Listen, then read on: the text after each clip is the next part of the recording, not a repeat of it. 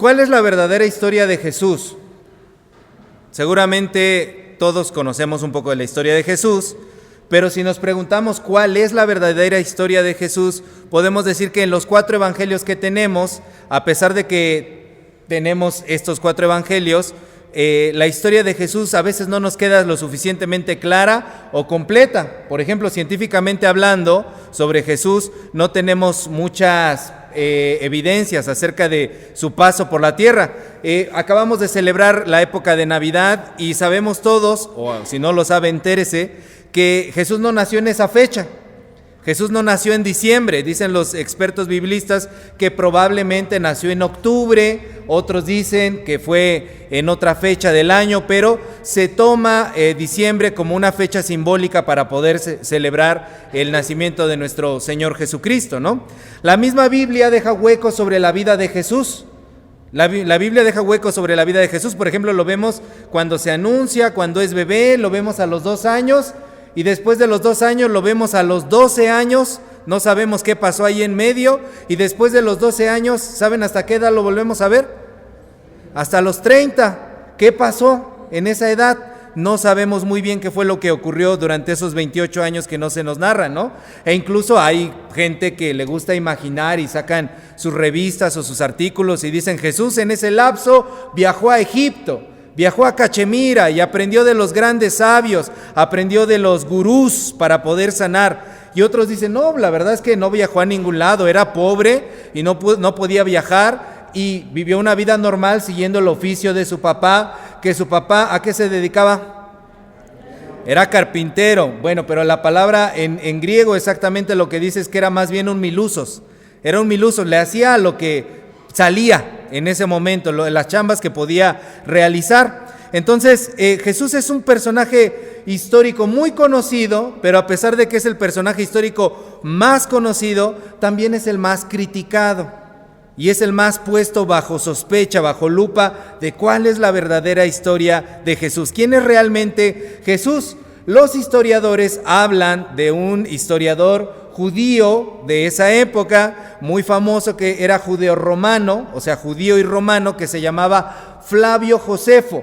Y fuera de la Biblia, la única referencia histórica que hay de Jesucristo es la que hace este Flavio Josefo, que escribe en un libro llamado Antigüedades Judías. Pone: por aquel tiempo existió un hombre sabio llamado Jesús. Jesús Crestos le pone, no pone Jesús Cristo, se equivoca en una letra. Pilato lo condenó a la crucifixión. Eso es lo único que hay de registro histórico acerca de Jesús fuera de la Biblia.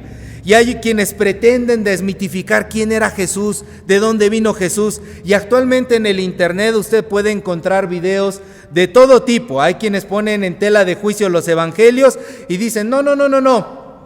Jesús era un ser de otro planeta y fue metido a este planeta vía in vitro, por incubación in vitro, con los experimentos alienígenas, y por eso fue que María no tuvo relaciones con José. Eso hay montones de videos al respecto, y eso es lo que consume la sociedad de ahora, de que mira, ya encontré la verdadera historia de Jesús. Este es Jesús. Te quiero enseñar un video que vi en YouTube, que vi en TikTok. Aquí dice la verdad de Jesús, ¿no? Esas son sus grandes fuentes de conocimiento.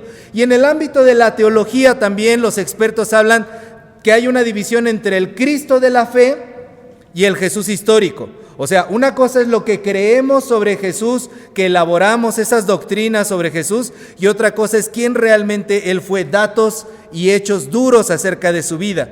Y muchos en esta búsqueda de saber quién es Jesús se han rendido y han dicho: mira, no se puede saber, no podemos saber quién es Jesús, eso es un mero asunto de fe y no podemos llegar a conocer realmente quién era Él.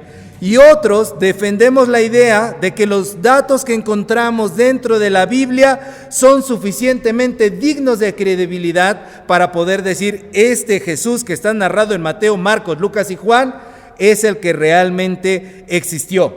Y a Jesús lo ponen bajo tela de juicio. Por ejemplo, ¿quién ha escuchado hablar de Aristóteles? A ver, alce su mano.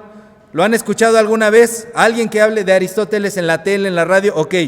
Aristóteles fue un filósofo griego que existió 384 años antes de Jesús. Y los escritos más antiguos que nos hablan de Aristóteles son del siglo IX después de Cristo. O sea, 1100 años después de que Aristóteles existió. Aristóteles vivió y los escritos más antiguos que tenemos de que él existió datan del año de 1100 años después de él. ¿Y quién duda de que existió Aristóteles? Nadie. En la escuela te enseñan a Aristóteles fue un filósofo y te lo tienes que creer y te lo tienes que chutar así porque él existió. Nadie niega la existencia de Aristóteles. Y eso que los escritos son de 1100 años después de él. Y de Jesús, los escritos más antiguos que tenemos de Jesús son de 170 años después de Jesús, del año 200. ¿Cuáles escritos tendrían mayor credibilidad?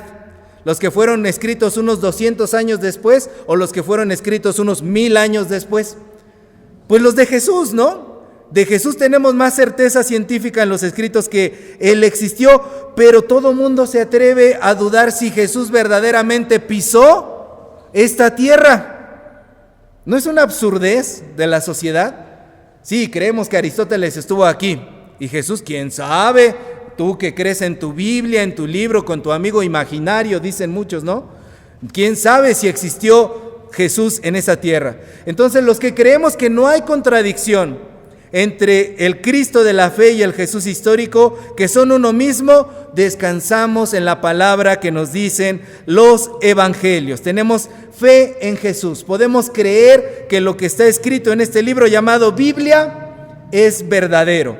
Entonces, el día de hoy, todo esto que les estoy comentando es importante porque estamos ante un texto que nos responde de una forma hermosa y poderosa la pregunta: ¿quién es Jesús?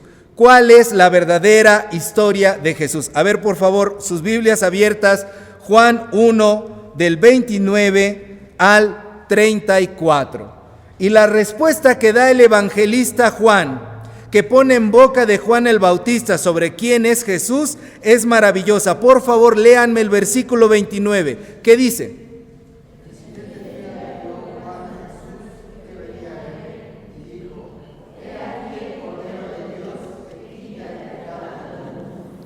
¿Qué dice el Evangelio de Juan? ¿Quién es Jesús? El Cordero de Dios. Jesús es un cordero.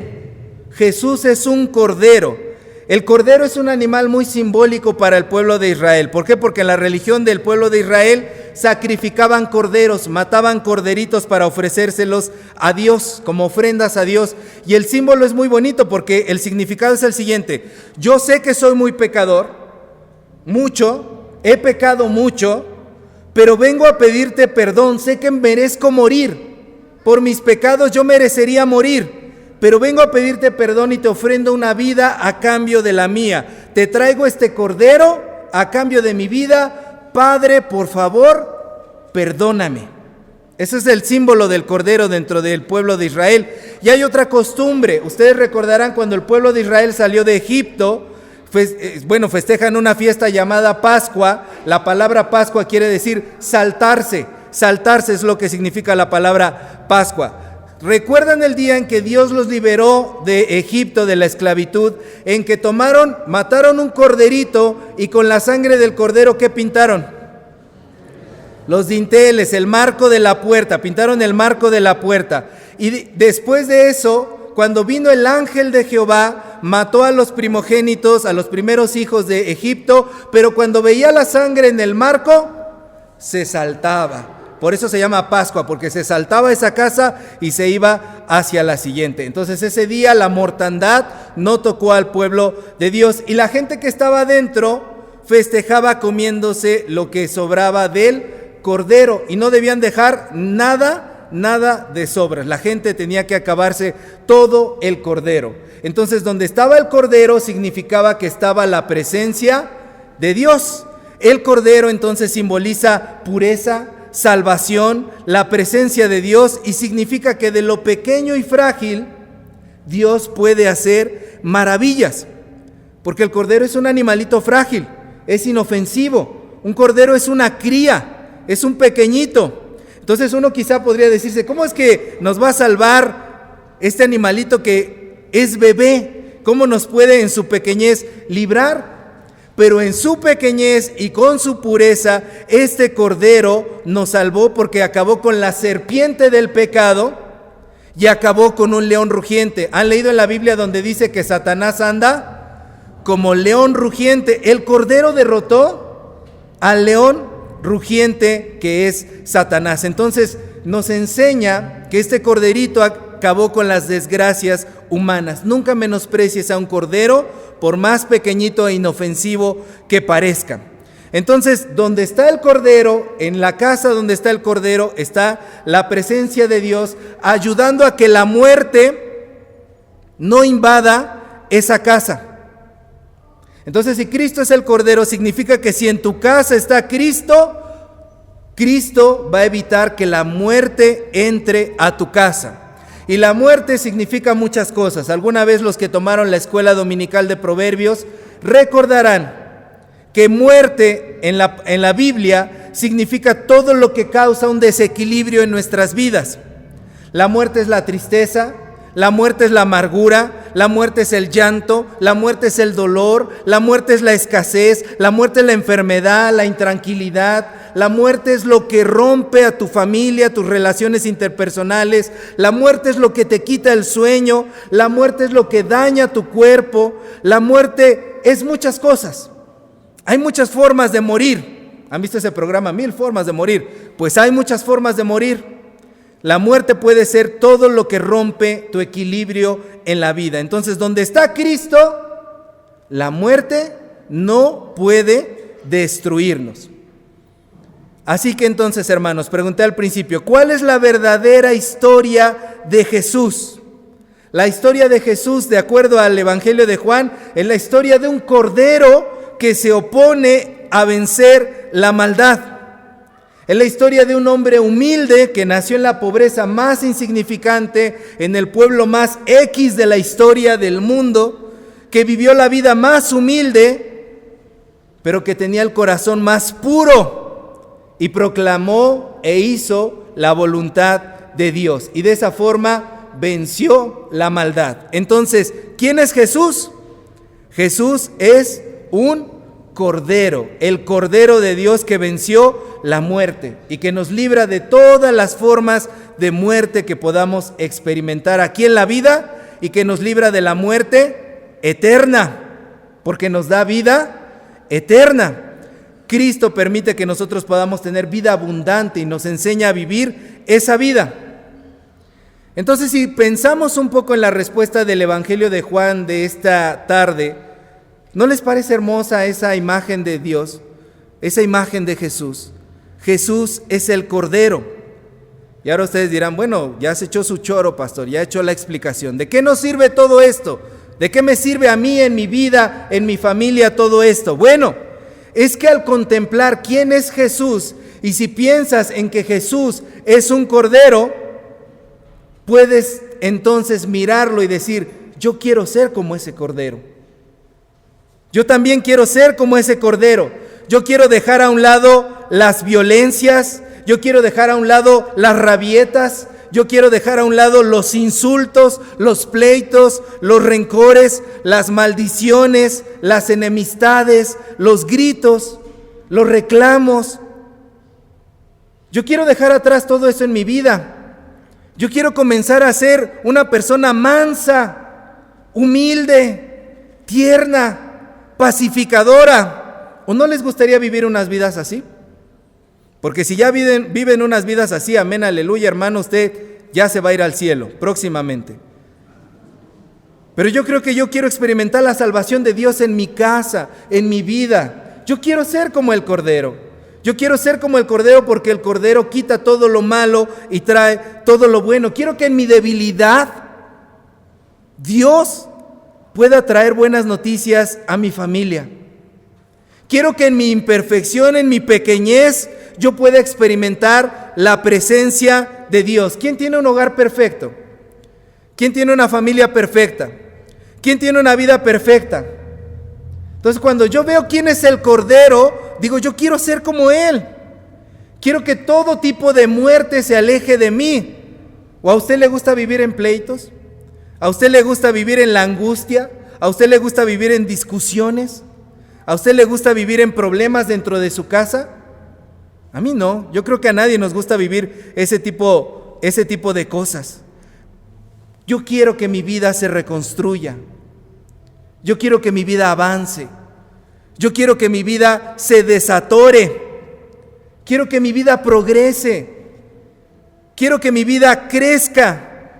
Quiero que mi vida se desempolve. Quiero que mi vida adquiera estabilidad. Yo quiero descubrir nuevos horizontes. Quiero ir a nuevos lugares. Quiero hacer nuevas cosas. Yo quiero ser puro. Yo quiero vivir diferente. Yo quiero ser como el Cordero.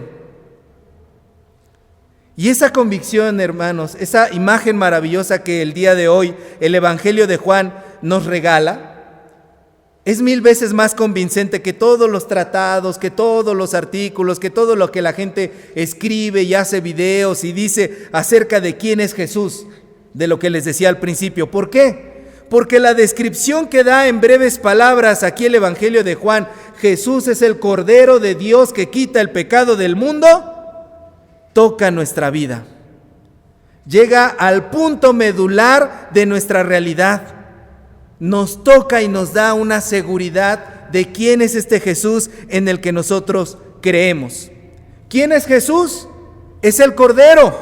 ¿Y quién soy yo? Yo quiero ser como el Cordero.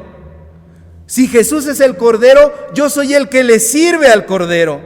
Si Jesús es el Cordero, yo quiero ser como Él, imitador de Él, porque Él es el que quita el pecado del mundo. ¿De una parte del mundo? ¿De todo el mundo? ¿Del mundo de los otros? De mi mundo. Cristo quita el pecado de mi mundo. Y así es como me consta a mí verdaderamente quién es Jesús. La sociedad podrá decir lo que quiera, y los que hacen videos e investigaciones podrán decir santo y misa, pero a mí me consta quién es Jesús. Jesús es el Cordero. Y cuando yo comprendo quién Él es verdaderamente, comprendo quién soy yo verdaderamente. Porque es como verme en un espejo, lo que yo quiero y lo que yo deseo hacer. Y por eso hay una oración muy antigua de la cristiandad que dice: oh Cristo, Cordero de Dios, tú que quitas el pecado del mundo, ten misericordia de nosotros. Oh Cristo, Cordero de Dios, tú que quitas el pecado del mundo, ten misericordia de nosotros. Oh Cristo, Cordero de Dios, tú que quitas el pecado del mundo, danos tu paz. Amén. Póngase de pie. Vamos a orar. Amado Señor, gracias por mostrarnos quién es verdaderamente Jesús. Gracias por enseñarnos quién eres realmente, Señor. Gracias por permitirnos ver en la historia de tu vida lo que nosotros debemos ser, Señor. Gracias, Señor, por mostrarnos que es posible ser diferentes en esta tierra. Ayúdanos, Señor. Yo no sé cuáles sean los problemas de mis hermanos, que les haga derramar lágrimas, que les haga preocuparse, que les haga tener dificultades, que les quite el sueño, que les inquiete, que les atemorice o que les preocupe. Pero tú lo sabes, Señor. Y yo solamente quiero decir el día de hoy, queremos ser como tú, Señor. Que en esa humildad, que en esa mansedumbre, que en esa paz y en esa pureza lograste vencer todo el mal. Echa fuera de nuestras vidas todo el mal. Echa fuera de nuestras vidas lo que nos corrompe. Quita el pecado del mundo y de nuestro mundo. En el nombre de Jesús. Amén.